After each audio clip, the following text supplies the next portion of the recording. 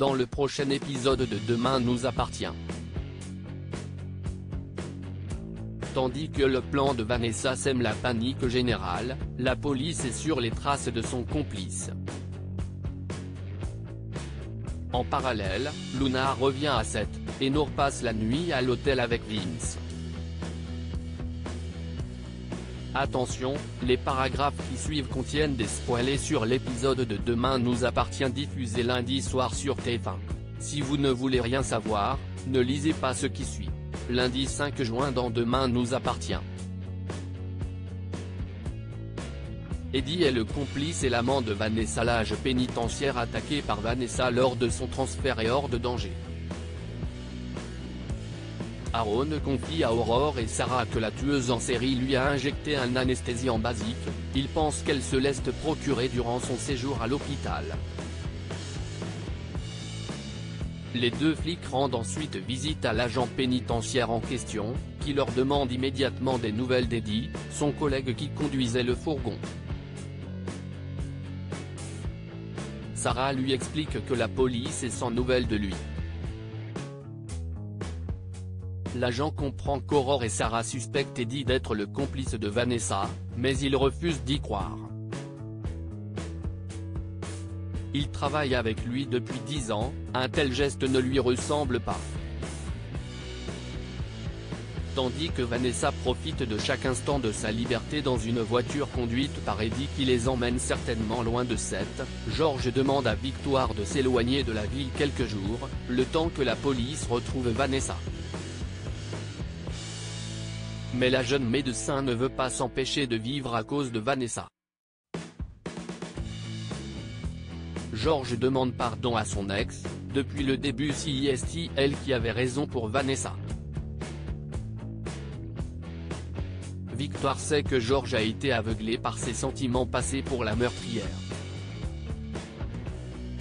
À l'endroit où a été retrouvé le fourgon pénitentiaire, Damien, tout juste revenu de voyage de noces, relève des traces de pneus. Selon lui, il s'agit d'un SUV ou d'un 4x4. C'est pour l'instant la seule piste qu'à la police pour retrouver Vanessa. Bart obtient un parloir avec Mathilde en prison. L'adolescente, qui a appris l'évasion de Vanessa, est hors d'elle. Elle culpabilise d'avoir donné une occasion à la meurtrière de sa mère de s'échapper en lui tirant dessus. Mais Bart assure à Mathilde que Vanessa avait un complice et que cette évasion était prévue depuis des mois, cela devait arriver tôt ou tard. Pour Bart, Mathilde doit se concentrer sur sa défense. Selon lui, la cavale de Vanessa est une bonne chose pour Mathilde. Cela montre que, malgré ce qu'elle a fait, l'adolescente reste une victime dans cette histoire. Au commissariat, Karim interroge Simon Leclerc, l'avocat de Vanessa. Le frère d'Aaron assure qu'il n'était pas au courant du plan de sa cliente, sinon il l'en aurait dissuadé. Il n'avait aucun intérêt à la voir disparaître.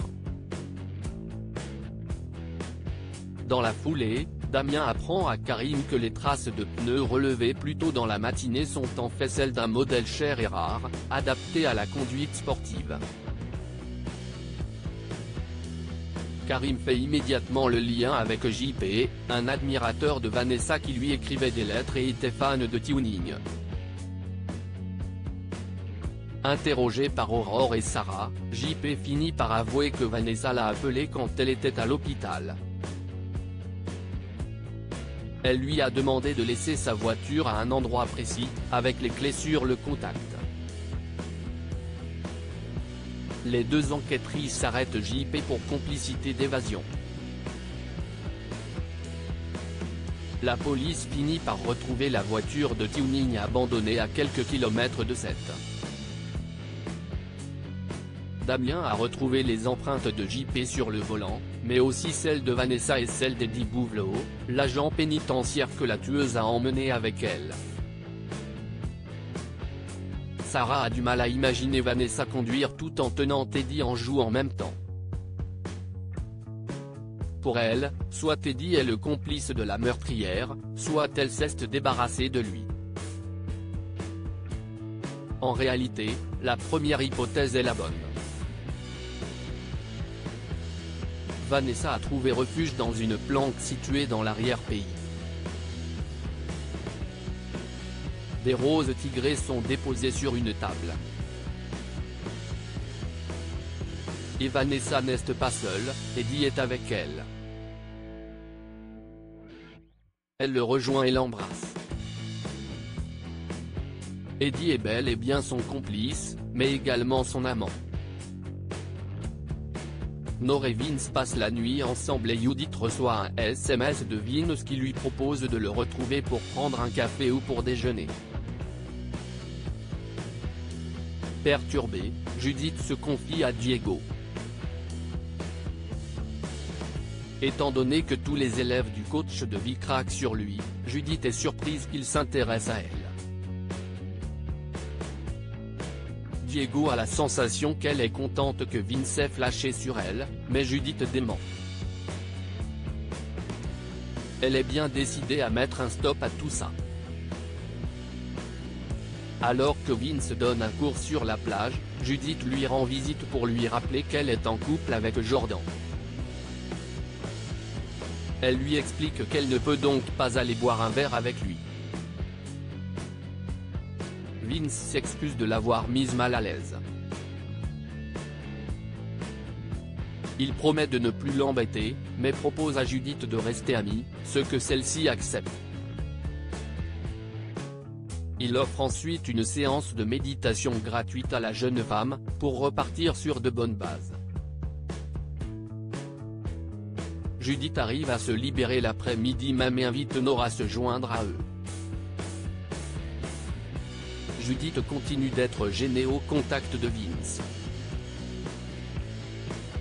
En fin de journée, Nor appelle Gabriel pour annuler leur dîner.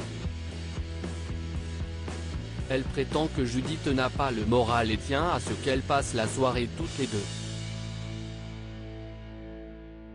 Mais en réalité, Nor retrouve Vince à l'hôtel.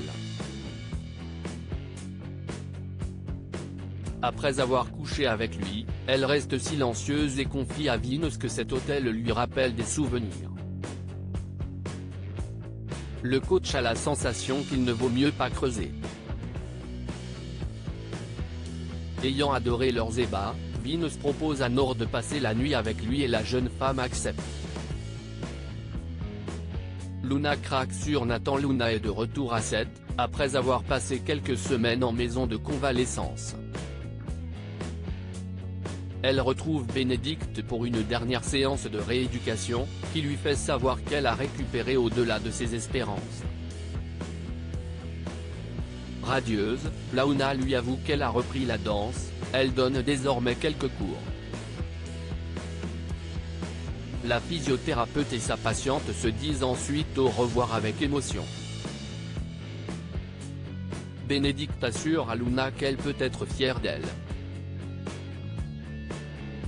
Plus tard, Luna retrouve Jordan. Les deux amis sont heureux de se revoir. Luna demande à Jordan s'il est toujours en couple avec Camille. Elle aurait besoin des conseils de sa petite amie pour créer un profil sur une application de rencontre. Luna et Jordan retrouvent donc Camille au Spoon. L'influenceuse cherche dans ses abonnés des garçons susceptibles de plaire à Luna. Mais, contre toute attente, Luna a un coup de foudre pour Nathan, qui lui fait un petit numéro de charme en entendant qu'elle cherche à faire une rencontre.